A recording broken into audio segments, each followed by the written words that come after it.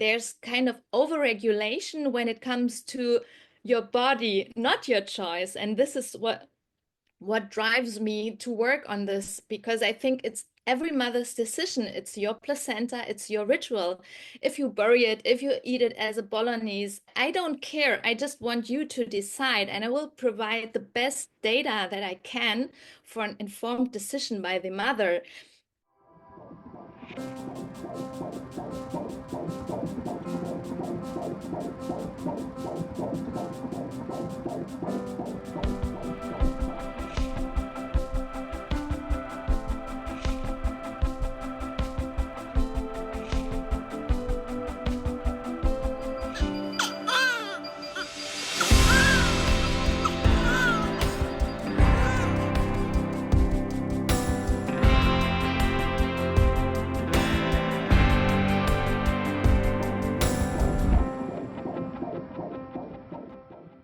Hello, and welcome back to another episode of the Birth Lounge podcast. You guys, every single week I get to hang out with you, and I'm so excited. Now, before we dive into the episode, I wanted to share an email that I got last week. It was from someone who has been using the Birth Lounge app, and here's what she wrote. Hi, HeHe. Last week when I went to my 39-week appointment, my doctor really pressured me to put an induction on the calendar, citing that my pregnancy was likely not going to get started without medical intervention. He also said, without following it with any evidence, that he rarely sees moms go into labor these days, and he thinks that it's just the stress level that women are under. Thankfully, through all of the education that you provide within the Birth Lounge app, I knew that I didn't want an induction. So I kindly explained to him that I didn't feel comfortable with that and that I preferred to wait for spontaneous labor. He then proceeded to tell me that he didn't want my placenta to stop working and that he really urged me to get an induction on the calendar. Sitting right there in the office, I pulled up the article about calcification of the placenta and going past your due date, and we had further discussion. He really stuck to his guns about encouraging me to schedule a 39-week induction, and I held strong in my opinion that I wanted to wait for spontaneous labor. I thought I had made myself clear, but when I got to the checkout desk, the front desk lady asked me if I was aware of the orders to put in a 39-week induction and asked me what date I wanted to come in to have my baby. Because of the Birth Lounge app, I was able to confidently decline this even though she continued to pressure me. I used your line that I found in the scripts for advocacy to say that they were welcome to put a date on the calendar, but that I wasn't going to come and I really preferred to wait for spontaneous labor. Although she was a little stunned at my hesitancy to get a 39-week induction on the calendar, she did allow me to leave without making an appointment. I'm so glad I had the data inside the Birth Lounge app to help me feel confident in this decision. Otherwise, I can see how easy it is to be pressured into things that you don't want, and I might not have known otherwise. Oh my gosh, this makes me so happy. I love hearing you guys take control of the decisions that are made in your pregnancy and birth. I'm so sorry that you kind of had to face all of these roadblocks, or might I say road bumps. They weren't really blocks, but I can definitely hear how your hospital staff or your clinic staff really badgered you into trying to convince you to get a 39-week induction on the calendar. Also inside the Birth Lounge app, you will find information on induction and C-sections and how those two things are connected. Plus, those scripts for advocacy that you mentioned, not only is that one of our #1 downloads, but it's also one of my favorite tools to keep in your back pocket, aka the app in your back pocket, to keep you in control of the decisions that are made and helping you navigate these conversations when they feel a little sticky. You know, if you follow me on Instagram, that I always encourage you to have collaborative discussion, one that is based in respect, but also holding firm to your boundaries if you feel confident in those. The Birth Lounge app is not meant to be your childbirth education. That's what the Birth Lounge membership is for. However, the way that this mama used the Birth Lounge app is absolutely perfection. Pull it up in your OB's office, sitting right there on the exam table to show them the data and the science that back up the choices that you are making. The other way I love to use it, well, there's actually two. When you're sitting in the lobby waiting for your prenatal appointment, go in and find the week gestation that you are currently at. And not only will it tell you what's going on in your body and the development that your baby is at, but also it will tell you the questions about the hottest topics that are on your mind that you can ask your provider to do exactly what I talked about before, having that collaborative discussion. And the second way is when you feel like scrolling social media that, typically kind of gives us anxiety, I recommend that you scroll the Birth Lounge. Instead of scrolling to numb your mind, scroll to empower yourself, scroll to expand your brain power, scroll to get smarter so that you can have a better birth. Download the Birth Lounge app by heading to your respective app store, whether you're Android or iPhone. Type in the Birth Lounge app and download it today. I can't wait to see you there. Bye. Hey friend, Alexis here from Team TBH. Before we dive in, I want to give you a little behind the scenes moment because something HeHe takes incredibly seriously is who we bring on to this podcast. Every guest inside the Birth Lounge is chosen with intention. People whose work is reshaping maternity care, challenging outdated narratives, and offering evidence and insight you just won't hear in the modern medical setting. Today's guest is the perfect example of that. We are thrilled to bring you this conversation with Dr. Sophia Johnson, a physician and researcher whose work focuses on integrative women's medicine and the often overlooked power of the placenta. Dr. Sophia studied human medicine at the University of Wittenherdecke and went on to train in Chinese medicine and anthroposophic medicine. Since 2014, she has worked as a researcher and completed her doctorate at the Placenta Laboratory at Jena University Hospital. Truly one of the most unique and specialized research paths we've ever featured on the show. In today's episode, Dr. Sophia opens up a world most of us have never been taught to question: the science, history, and cultural traditions surrounding placentophagy and placenta encapsulation. She walks us through hormone shifts postpartum, the potential benefits parents report, the ritualistic meaning of placenta care across cultures, and the fascinating reasons this practice is embraced globally, yet dismissed in many Western medical spaces. It's one of those conversations that expands your understanding instantly. So settle in, you're about to learn a lot. Let's get into it. Dr. Sophia, welcome to the show. Hey, hi.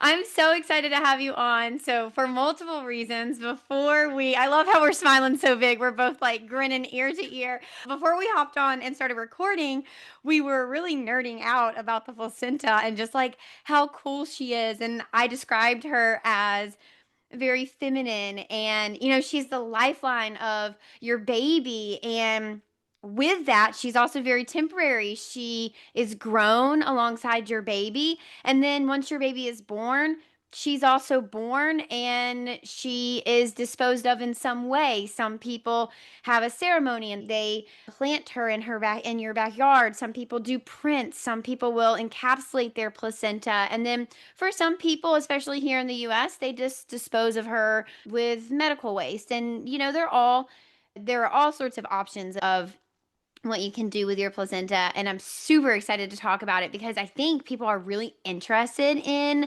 placenta encapsulation and what do they do with their placenta after birth. But one thing that drew me to you that I don't think a lot of people talk about is you specifically position it as placenta power. And I was like, oh my God, I love that. It speaks to my soul because you guys, look right above my head, I do have a model placenta. I think she's one of the coolest parts of birth. She always has been. I have so many pictures over the last decade of me holding placentas and looking at placentas, and I will actually ask doctors if I can touch the placenta and can they explain to me what they're seeing in different people's placentas. And I just love the placenta so much. So before we dive too much into the options that we have and the role that the placenta plays, can you explain to us what placentography actually is? Yeah, so placentophagy or placentophagy or placentophagie, how we say it in German, just means the consumption of the placenta.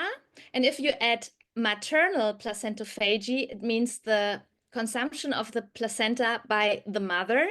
And if you say human maternal placentophagy, then it's the consumption of the placenta by a human.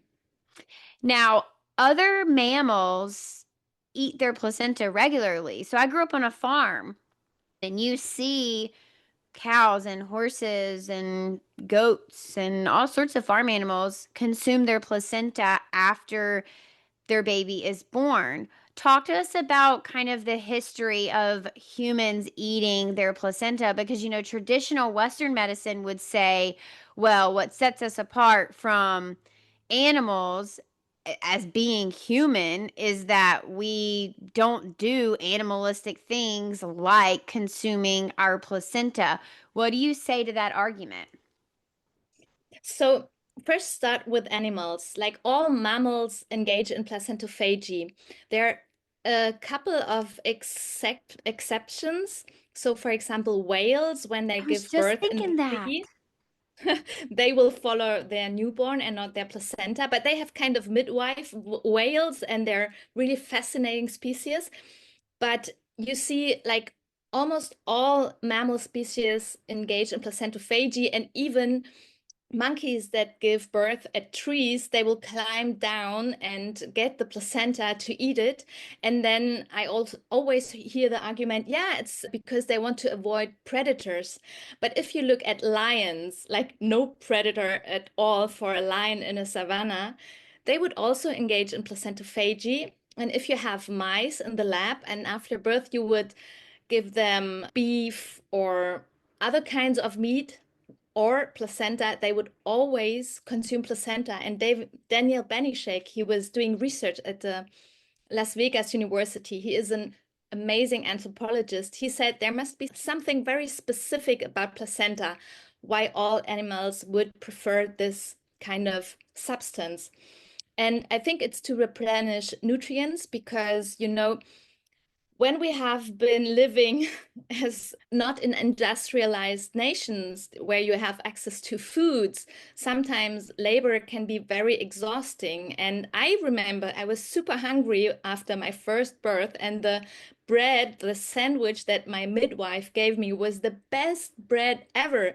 But imagine not having access to any foods at all, then why not use the placenta? And there is the hypothesis that through our cultural evolution, we got access to foods, we also got access to care, maternal care, and then we also got like religions that said it's not clean to use the placenta, or we got traditions that said you have to bury the placenta in a special way to save the child. When the placenta is treated after a couple of regulations, then it would mean to have a or to save the well-being of the child.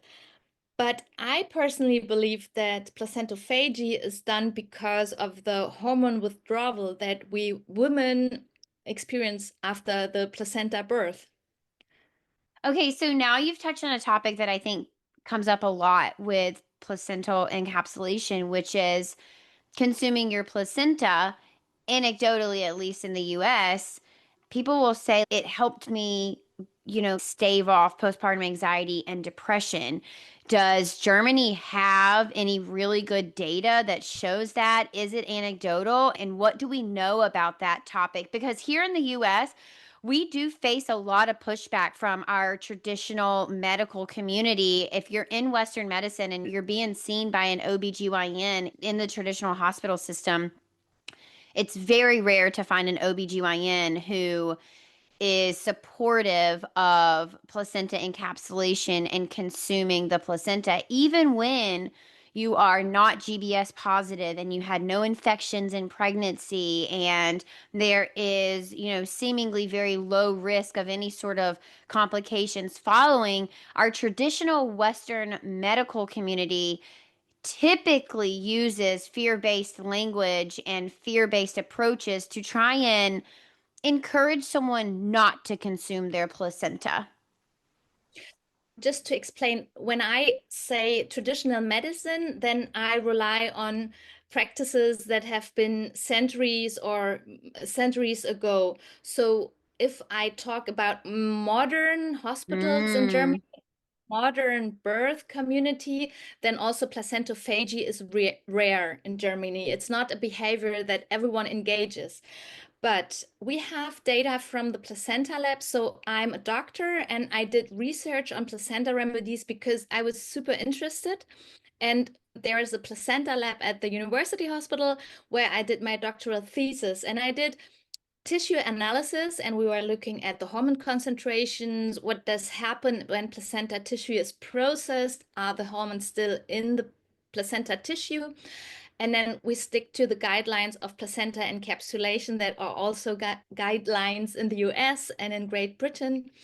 And we also did a GBS study and we published it in Nature, like a big journal. And we were looking at the GBS contamination of placenta tissue because maybe you heard of this single case that was published by the CDC in the US, where we thought, okay, a super interesting case, but it's hard to wrap up a whole publication in short, but we did a whole clinical study on this. So if you want to find data, you can find data. But on the other hand, I have to say there's not a huge lobby that is supporting this kind of research because mothers after birth, they are sore, they are exhausted, and they really need good support, but they have no lobby for more science, more women-specific science. And go and ask a professor about postpartum blues, and they will say, "What? Don't know what you're talking about." And this is really a shame because how we treat women during pregnancy and postpartum will lead to the health of the next generation. So it's a really crucial period of time where we have to really do more research. The CDC case that you're talking about was a woman who had GBS. She encapsulated her placenta, she consumed it, and she was reinfected. Is that correct? No, the newborn had an early onset sepsis with the same GBS strain that also was found in the placenta capsules that the mom consumed. But then the question is, so the assumption was that through consuming the placenta, she infected her baby, but we have the stomach and it's really acidic, and GBS is super sensitive to acidic environment. And even if it is in your guts, then you need like a very high amount of bacteria to get from your bloods into your breast milk. So she would have a severe sepsis, and the breast milk was free from this kind of GBS Mm. strain. We did clinical study and we collected GBS positive or placentas from GBS positive mothers, and then we looked what happened after birth or after C-section, and then we were looking at processing the placenta, and we saw that just rinsing the placenta with clear water would erase many organisms because it's like just washed away. But still the fear, like the story tells and not the data, and the fear is very big, but we couldn't really understand this case. And this is what I think, there's kind of overregulation when it comes to your body, not your choice. And this is what drives me to work on this, because I think it's every mother's decision. It's your placenta, it's your ritual. If you bury it, if you eat it as a bolognese, I don't care. I just want you to decide, and I will provide the best data that I can for an informed decision by the mother.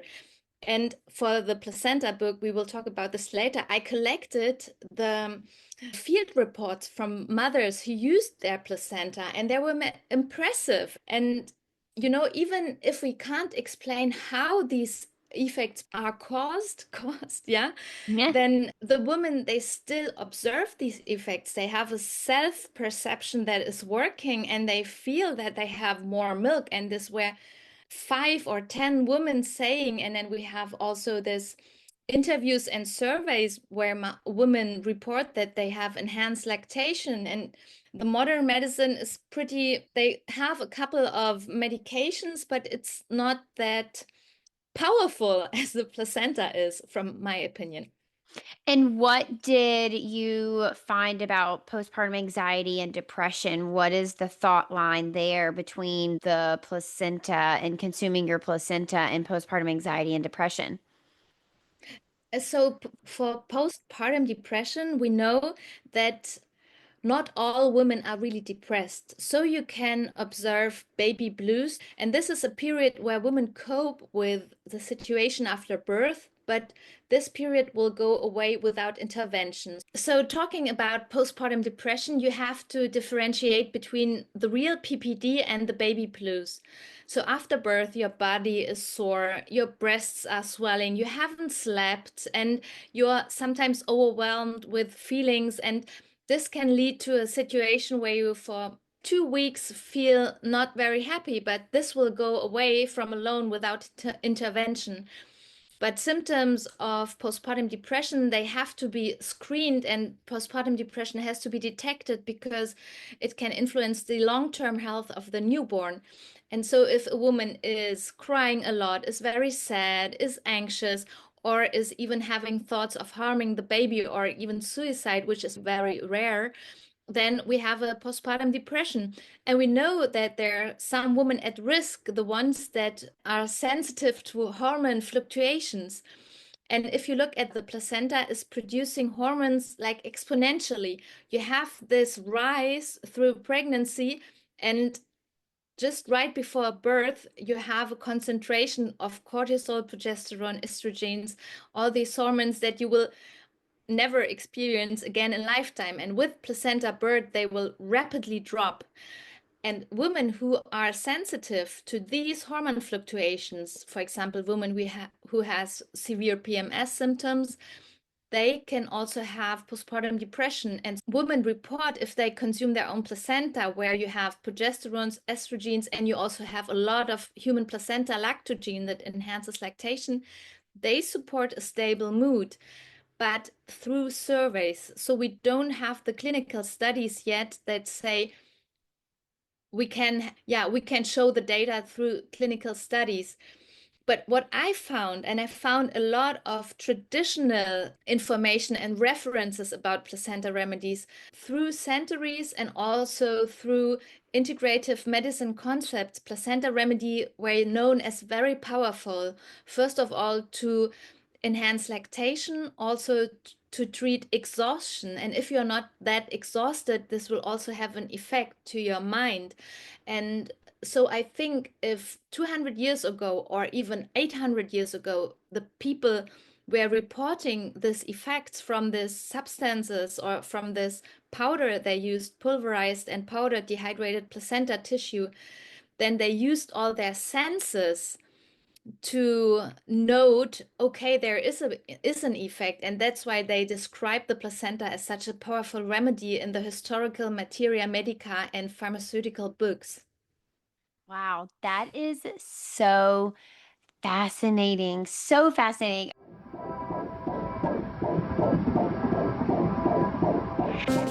Want to know something absolutely disgusting? Did you know that most coffee on the market is filled with mold and toxins that can drain your energy and stress out your adrenals? No wonder so many of us feel jittery, anxious, exhausted, and tearful after we have that little pick me up coffee. Honestly, this is one of the biggest reasons that about 6 to 8 months before I got pregnant, I switched to Purity Coffee, and I did a lot, and I mean a lot of research on coffee brands to find the best one. I landed on Purity Coffee very confidently because it's third-party tested and certified mold-free. It's also regeneratively farmed. It's also pesticide-free, USDA certified organic, and sustainably sourced, which means the people who are growing and picking your coffee are actually paid an actual living wage. And they provide full traceability, which means you can check them on this. The other thing that I love is that when Purity coffee is roasted, it's not burnt to a freaking crisp where you lose all the health benefits. And if you're like, well, what health benefits? There are actually chlorogenic acids that are actually healthy for us. You know how you kind of find the studies every now and then that are like, oh, a cup of coffee a day keeps the doctor away. Well, it's true, but it's not true for all coffees. It actually matters what kind of coffee you drink. And that's why I love Purity coffee. I can tell you that within 1 week of switching from, let's call it Schmarshmugs coffee to Purity coffee, I felt less anxious. I was more productive during the day. The brain fog went away. I slept better at night. And all those jitters that used to come in the early morning after I had my coffee were completely non existent. Not to mention, it genuinely tastes delicious. You guys know that I would never, ever, ever share a product that I didn't really love and really use. Also, if you follow me on Instagram, you know that I tag them all the time because it is such great high quality coffee and it is delicious. Head to puritycoffee.com and get your health focused coffee without compromise, and you can use code HeHe, HeHe, to save some money. So head to puritycoffee.com and use code HeHe at checkout to save some money. Oh, and if you're looking for what I drink, I love the Ease. It's my favorite. I drink it every single day, and I also have Flow for the days that I feel like I might not necessarily need a whole dark roast. Oh, and one other thing, not only do they have whole bean coffee that you can grind up and use in a regular coffee pot, but they also have pods too, which is what I use in my Keurig every single morning. One more time, head to puritycoffee.com, use code HeHe at checkout, that's HeHe, and get your best coffee now that's completely mold free and actually gonna help you have health benefits. Cheers!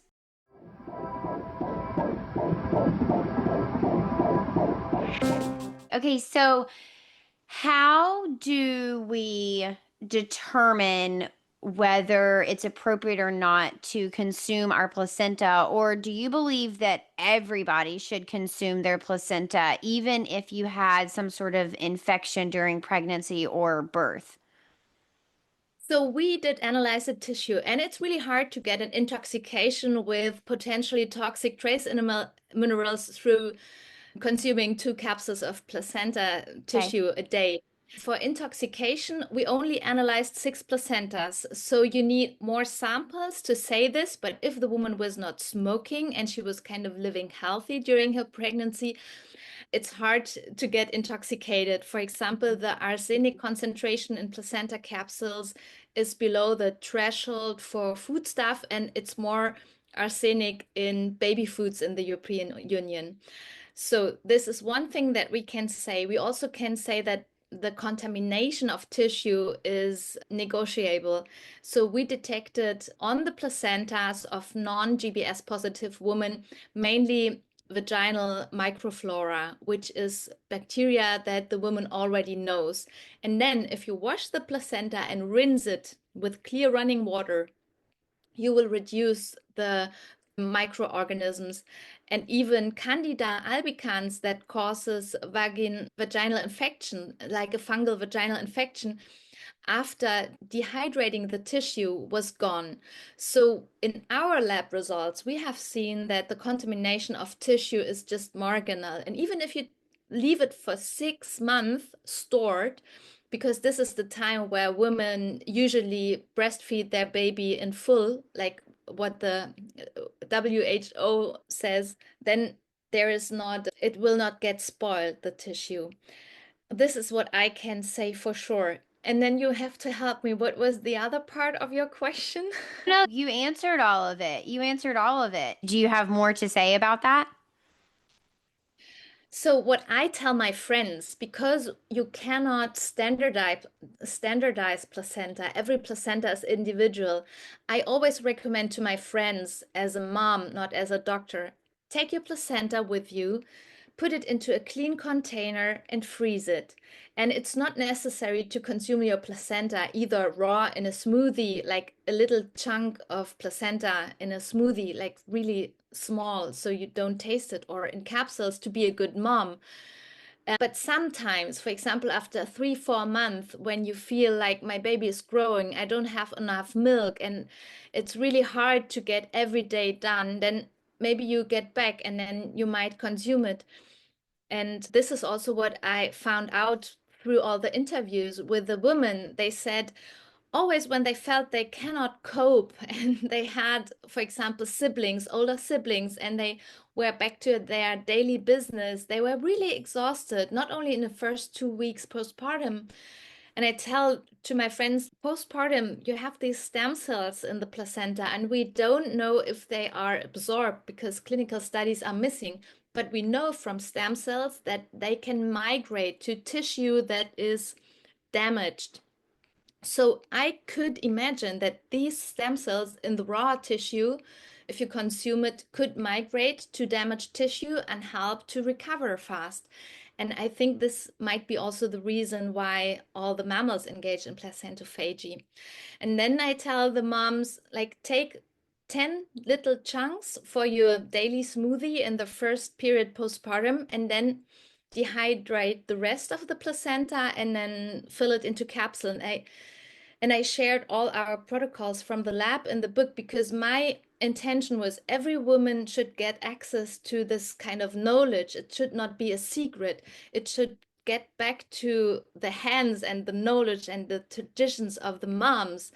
Because in Austria, for example, midwives used for centuries placenta remedies to enhance health of their mothers. It was traditional. And I was talking to midwives at conferences and they said, sure, we always use the placenta. It's a vitalizing remedy for the postpartum period. And I was like, you know all this? Yeah, sure, we have it in our old textbooks. And you will find placenta tissue in the textbooks, like in the old German pharmacies, you will find the placenta tissue to enhance birth because it's oxytocin there, and they didn't have the pitocin drip, so they used the dehydrated tissue to enhance uterine contractions. And if you consume the placenta after birth, then women observe that the uterus is shrinking faster. And sometimes the midwives, they were looking for the uterus and they couldn't find it. And we were like, yeah, it happened very fast. So they feel that they recover more quickly, subjectively.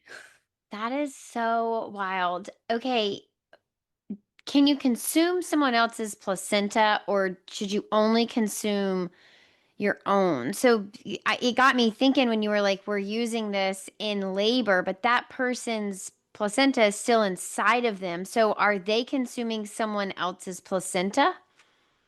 So 200 years ago, you could go in Germany to a pharmacy and you could get placenta.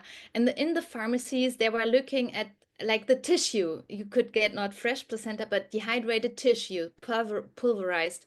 And they were always looking for young mother without birth complications and so on. And then this tissue was accessible to midwives, for example, and they gave it during birth.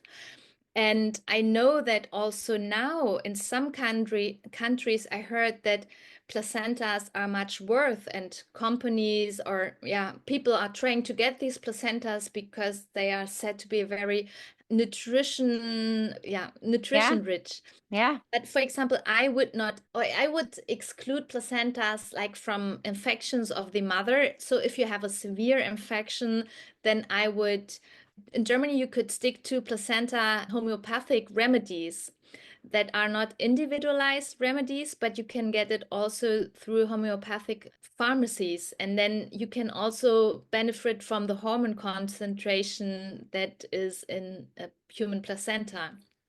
And I also sometimes people ask, yeah, I had a C-section and I had a PDA. This is local, so it should not get into your whole circulation and it should not be in your bloods. So the placenta should not accumulate this local anesthesia that is given during epidural.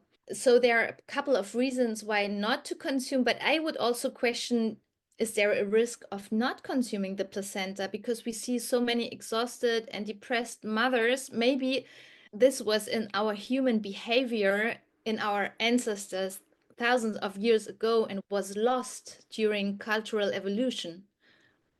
What would be the reasons to not consume your placenta?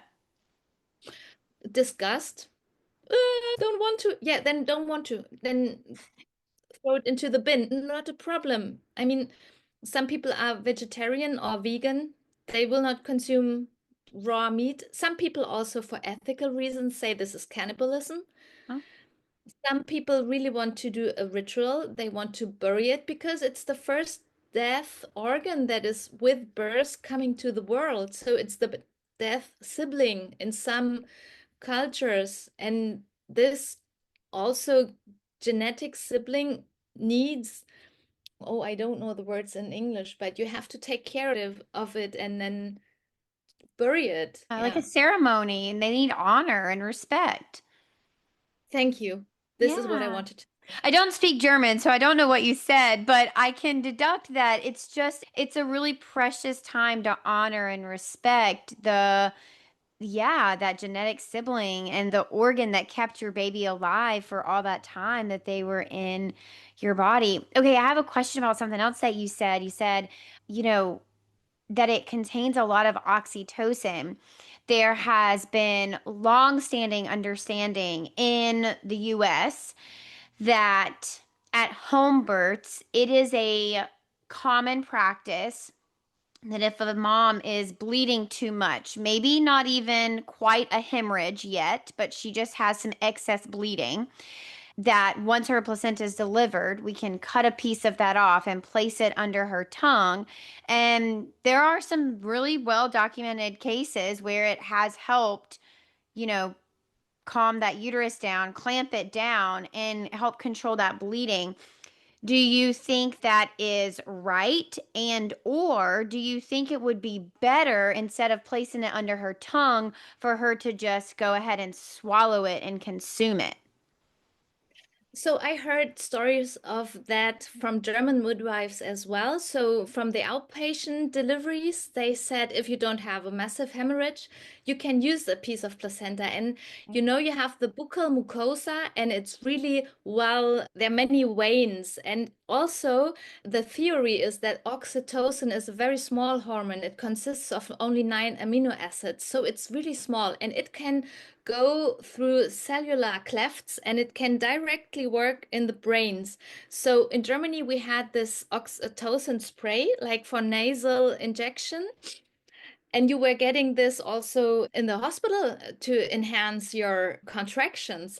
And we know that it works and it works right in your brains. And I think what is wonderful is that these midwives do really observed effects. And I'm a little bit sad that all this outpatient birth is, at least in Germany, sometimes really criticized. But what I think is that the natural oxytocin, so it's your body's own oxytocin, is very effective. And all the receptors are not filled with synthetic oxytocin, right? Which, We call that because, Pitocin in the US. yeah, Pitocin, because, the real love hormone is the bioidentic oxytocin and is not the synthetical one. This is my opinion, and you can go and look at the literature and you find this and you can find this idea about oxytocin. But from my belief is that the synthetic oxytocin also gives the information of synthetic bonding, which happen to not such a deep attachment as our natural one. This is my philosophy. I can't give you the data for this. No, that's very interesting because, for women who do have a lot of Pitocin, or if you're in Canada, it's Syntocin. There's a lot of different, pharmaceutical names for it, but we do see higher rates of delayed bonding. Not that you will never bond with your baby. So, anyone out there who's, well, I need an induction, or I had Pitocin, or I am open to Pitocin, I don't want you to think it's going to ruin the bonding. There just seems to be anecdotally a risk of delayed bonding. And it's not guaranteed. It doesn't mean that because you had Pitocin or Syntocin in your labor process that you're going to have delayed bonding, but it just simply means that along with that long list of risk that come with using Pitocin in labor, that this may be an additional one. And it's not to say that Pitocin is good or bad, but just understand and be intentional about why we're using it, when we're using it, how long we're using it, how much of it are we using, and really be vigilant about not overusing it, because there are some serious risks that are associated with synthetic oxytocin. And what I also heard is that women report that the contractions are pretty painful. So painful. And what we know from placenta ingestion from animal studies, and also we know that it's also contained in human placenta. So there is this opioid enhancing factor. There's a group of Mark Crystal and his colleagues, and they did a lot of placentophagy research in the US, and they found this factor. They just named it factor, placental opioid enhancing factor. And this factor enhances the body's own opioid system. So you can see it in rodents, like if they consume the placenta after birth, they are less sensitive to pains. And this is also what women report. They can cope the aftermath pretty easy.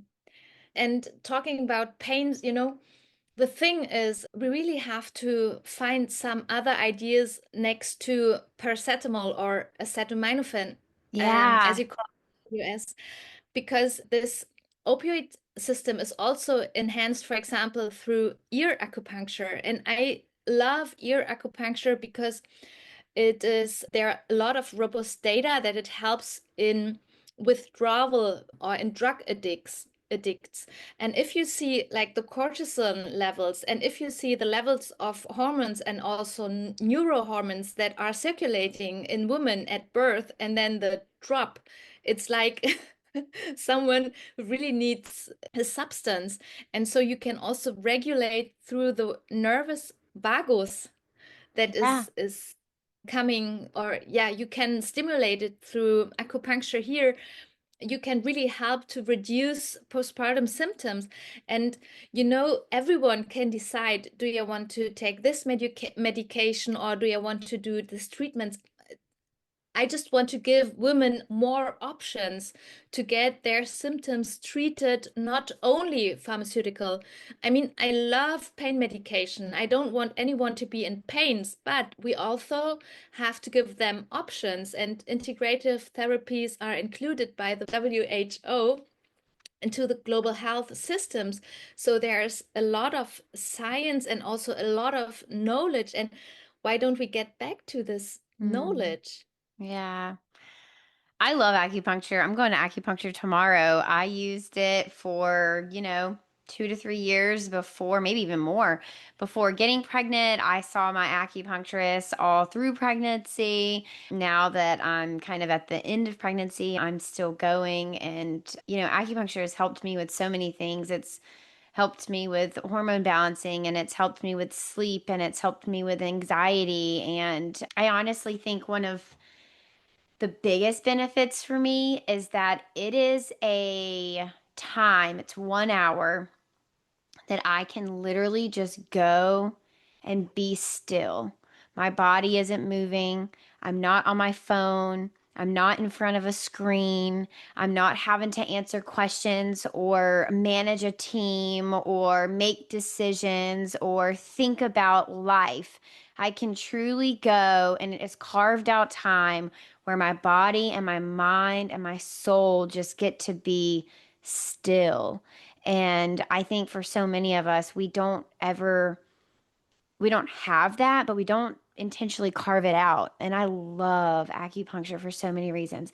Maybe this is also a moment where you maybe experience how the life energy is flowing, because this is one thing that I am really missing in our modern medicine. You always talk about receptors and your medications, but you forget that life energy, like the Chinese qi, is super important. Yes. And so the flow of qi is, I think, also important for the flow of labor. And traditional Chinese Mhm. medicine says that placenta is so powerful because you get back to the point where the true qi originates. So it's a very powerful remedy in Chinese medicine. And they also say your hair don't turn gray. After hearing so much about the placenta, I just have the question, have you thought about using your placenta postpartum, or do you have any ideas for your placenta? Yeah. For me personally, I've thought about it. I lean more towards kind of having a ceremony with mine. We have thought about planting a tree on top of it, but this episode has given me a lot to think about. I mean, I definitely have fallen victim to the US fear-based culture of there not being a lot of data. And so for that reason, it wasn't so much on my mind to encapsulate it and to consume it because, well, before this episode, I didn't see any really convincing data that made me think this is absolutely the right choice for me. And I knew that I wanted to do something to honor her because what we were talking about earlier is she's just so fascinating, and to discard her feels very disrespectful. And I wanted to hold that space for her. And something else that I want to do for sure is have a placenta print made. And so what I'll do is right after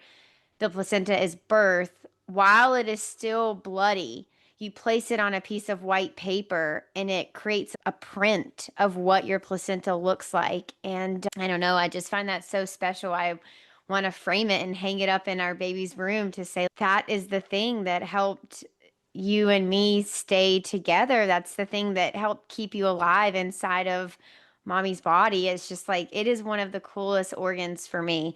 Yeah, no, I have a lot to think about. And I guess one of the questions I still have remaining is you had talked about a protocol that for the first couple of days you recommend, or you wrote in your book, and this is what the lab found as well, was to eat it raw and then move to a dehydrated form. Is there a difference in benefits between raw and the dehydrated encapsulation form? So I can't tell you which benefits there are because you need clinical studies for this, but we looked at the concentrations, and the hormones are very sensitive to heat processing. So if you want to contain all the hormones, for example, human placenta lactogen that enhances the milk production, you can measure it in milligrams. There's a lot of this hormone in the placenta tissue, but it's heat sensitive. So if you dehydrate it to reduce bacteria, then it's denaturated. And it's not published yet, but we have a paper about the microRNA. It's another whole topic that we could talk about, but the microRNA is kind of stable. We don't know if the microRNA can then, after consumption, like activate receptors. This would be future research, but dehydration, yes, reduces hormones and almost up to 99% if you steam the placenta before dehydration, like the TCM capsules, you call them in the US. Interesting. Okay, so what is microRNA?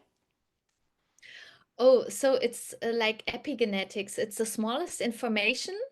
If you have plants, special plants that cure diseases, and you make a tea from this, then you have this plant specific microRNA. It's like super small genetic information, and it will go to your lung tissue and tell the virus to stop re replication.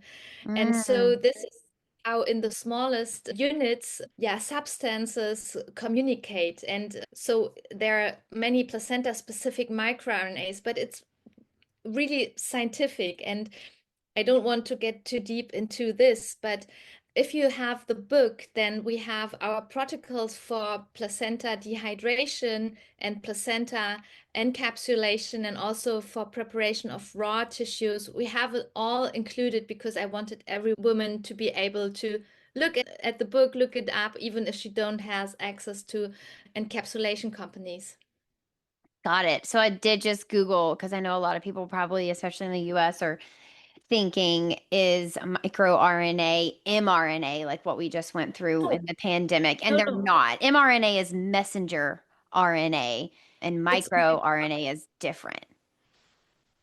Yeah, and it's naturally contained in many substances such as the Got it. placenta. So it's the smallest unit of your DNA. Got it. Or it's Okay. a Okay. communication system, like a communication system in the human body, Mm. but also in the cross kingdom, like you can communicate. Herbs can communicate through microRNAs with your body to enhance recovery, for example. This is an explanation why phytotherapeutics work, for example. Wow. Very cool. Okay, I guess my last question is just kind of surrounding what do you see the future of placentography being, and do you envision a world where it's just the norm that you are sent home with your placenta and you consume it raw for the first few days, and then we transition it to dehydrated capsules, and that's just part of the very expected and accepted birth process? I would like that in the future, a woman would at least think about what would happen to their placenta during their birth plan. Yeah. And I would also want that every woman has access to her placenta because Mm. this is not usual in American hospitals. In Germany, you can ask and you can take your placenta and you can take your baby for sure. And just for the future, I would love to spread knowledge and information for everyone who is interested so that every woman can make an informed decision on what ritual she wants to use. Oh my gosh, I love that so much. Dr. Sophia, this has been fascinating. I truly am so honored to have you on the show. I mentioned in the opener that the show is really invite only, and you are one of our rare guests that you reached out to me and said, I have this thing that I want to share. And I said, okay, let's do it. And I'm so glad that you reached out. I'm so glad that I said yes.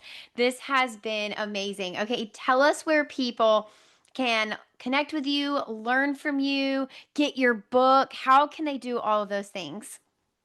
Hmm. Thank you, HeHe. And I'm super happy that we have this episode right before your birth. So I have a super new website and I'm pretty proud of it because it was a lot of work and you can find all the scientific publications open access there. And the website is called like me, www.sophia-johnson.de. But there's also the option to look at the website in English. And then there's the science section, and you can find all the publications online and also links where you can get the book because it's hard to understand scientific papers. They are written in strange language, and that was the reason why I put all my knowledge and all literature research in a book. And I had a colleague, a biologist from Jena University Lab, writing a couple of subchapters about the placental microbiome, for example. And this book is a print on demand because it has beautiful placenta pictures, artwork. My husband is a photographer and he did placenta photographs. And so it's also accessible via this website. And then I have Instagram, and sometimes I do update information or new science or congresses or talks where I'm talking about my favorite topic, the placenta, but also other topics of integrative female medicine, I also love it so acupuncture. much. Oh, perfect. Perfect. All right, you guys.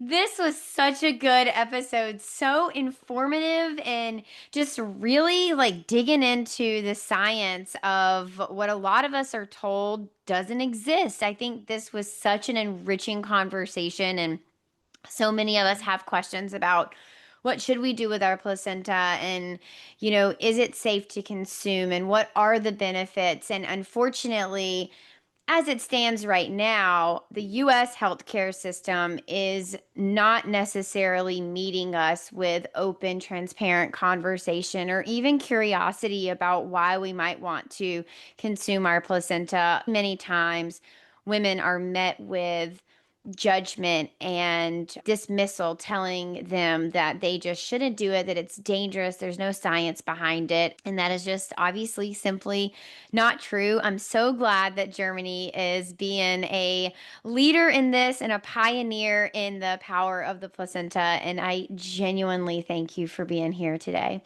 All right, listeners, thank you so much for tuning in today. As always, you know I love hanging out with you, and I love even more bringing you topics that it's so hard to get our hands on here in the US. So, Dr. Sophia, thank you so much. And to all our listeners, I will see you in the next episode. Be sure to follow Dr. Sophia on social media, and you can find me at Tranquility by HeHe and at the.birth.lounge. Until next time, head to your app store and download the Birth Lounge app for evidence-based childbirth education and data-driven postpartum support delivered straight to your phone. Bye. Thank you so much for tuning in today. I love hanging out with you, and it is an honor to be your go-to gal when it comes to preparing for your baby. If you've enjoyed today's episode, please leave a 5-star review and tell others why they should be listening to the Birth Lounge podcast too. You deserve to have a birth that you love with a provider that values your autonomy and respects informed consent without all the trauma that you so commonly hear about on social media. New episodes air every Wednesday and Friday. Hit that follow button so you never miss an episode. I'm HeHe, and this is the Birth Lounge Podcast.